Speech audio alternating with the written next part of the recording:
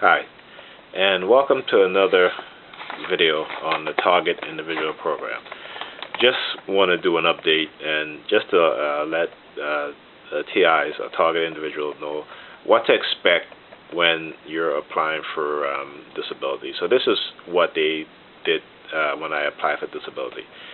On Friday, I applied, which was August 9th, I applied for disability benefit online, okay? And at the end of the application process, it said that, someone will contact me in 5 business days. And so fast forward a couple of days later, this was about to next Thursday, okay, which was August 15th. I got a letter in the mail, and in the letter, let me pull it up here. In the letter, it stated that I had an appointment. Okay, I had an appointment for August 15th at 1:30 p.m. Now, I didn't receive this letter until after the appointment time at 1:15 in the mail, okay, or 1:30, whichever time it was. But it came. The letter came in the mail on the 15th in the afternoon. Okay, so I missed my appointment. Now, the following day, which is Friday, which is today, I called the local office. Okay. The local office, which had sent out the letter, and I was transferred because I guess they're not accepting any calls. All of a sudden they're not accepting any calls, so all calls are rerouted to the 800 number, which is the national number, and I spoke to someone there. And this person was totally perplexed in terms of why did I receive an appointment date if no one had spoken to me. Now, in the letter, it says,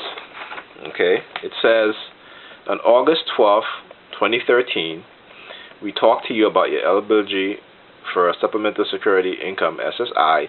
Based on that talk, we have made an informal decision that you are not eligible for SSI. Okay? So, just to be clear, no one called me on August 12th to speak to me about my application. No one called me. So, the person, which was a guy that I spoke to when I called and I was transferred to the national number, told me, said, first of all, I should not have received a letter for an appointment, okay, if no one called me.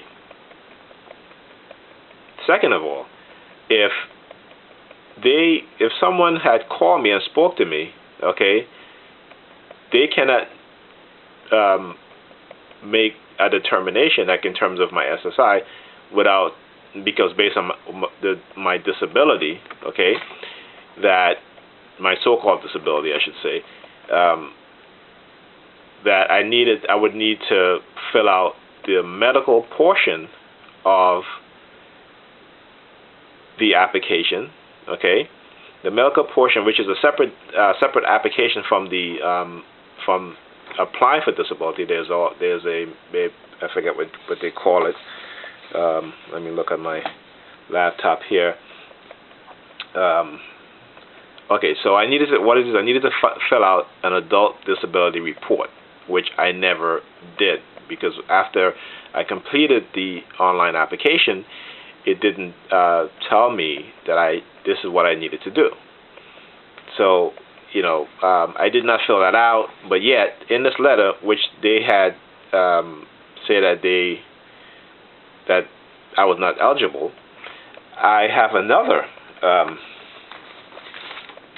letter with an appointment date, okay, and asking for my medical records, my citizenship, social security card, previous employer information. So, the guy on the phone, he was like, why would they do that? Okay, why would they? He's like, I'm confused. I mean, how could they set up an appointment for you, okay, if they've already determined that you're not eligible, okay? And also, how could they make that determination if you didn't fill out the adult disability report, okay?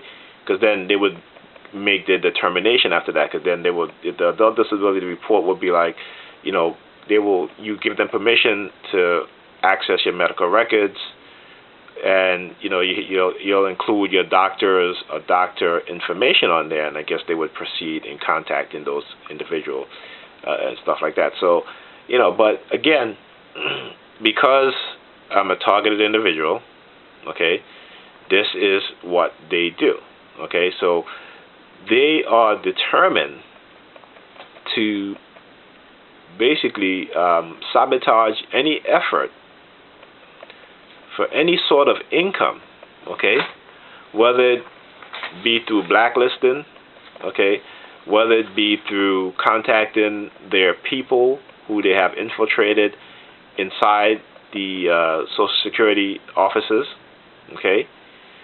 And so had I not called, I was actually thinking about going down there today, but I just decided that let me call. Maybe the purpose is for me to go down there today so that they can start the harassment at the Social Security office, because this is what they do, okay. So now the person on the phone on the national line set up an appointment for me, but it isn't for a couple of weeks. Okay, so that person asked me to keep calling the local number and see if I can speak to the person who had sent out the letter. Now, also, what interesting thing that happened with the letter, as he was looking online, and he says, the person that sent out the letter to me, or that processed this letter, okay, did not include their full name, okay. He said that they did not even, it looks like they only included a partial name, which was Rossett, right? Rossect. And this is from my local Social Security office on Fulton Street in Brooklyn, New York, okay? So someone there had filled out these letters, okay? I sent out these letters to me, all right, and yet didn't include their full name. So again, that person in that office is trying to hide their full name, because I guess just in case I came in there, so no one would say, well, I didn't fill it out. It wasn't me. I didn't send it out. I didn't send this out. Because it's kind of weird, really. That's what the person on the national line at the Social Security administration told me. He said, that's kind of weird. It's very strange. Those were his words. Okay.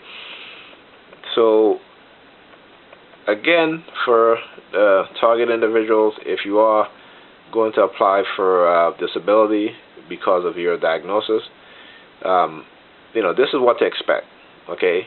They will try every avenue to prevent you from applying for a proceeding with any kind of disability application.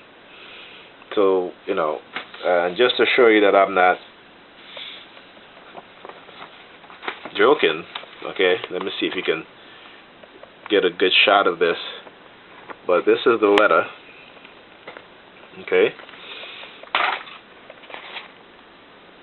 And not sure if you can see exactly what it says, because I have the camera pointed towards me, but this is a letter stating that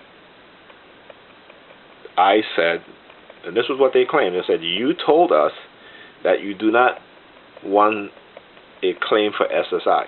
Now, why would I say that? If I'm applying for SSI, why would I say that I do not want to apply for a claim? Unless it's something that this is what they regularly do, I don't know. But the fact that they stated that on August 12th, we talked with you about your eligibility, and no one spoke with me. No one called me. Okay, so that's what was very puzzling to me, and not also to me, but also to the person that worked at the SSI. I think it was in Ohio, something like that. They said that they should not have sent you out a letter for an appointment unless you had filled out the adult disability report online. Okay, so again, to send me a letter saying they made a determination based on what I told them, I never told them anything. I never even spoke to anyone. So I've been trying to call that office all day, and I'm not getting through. So eventually I may have to just go down there myself.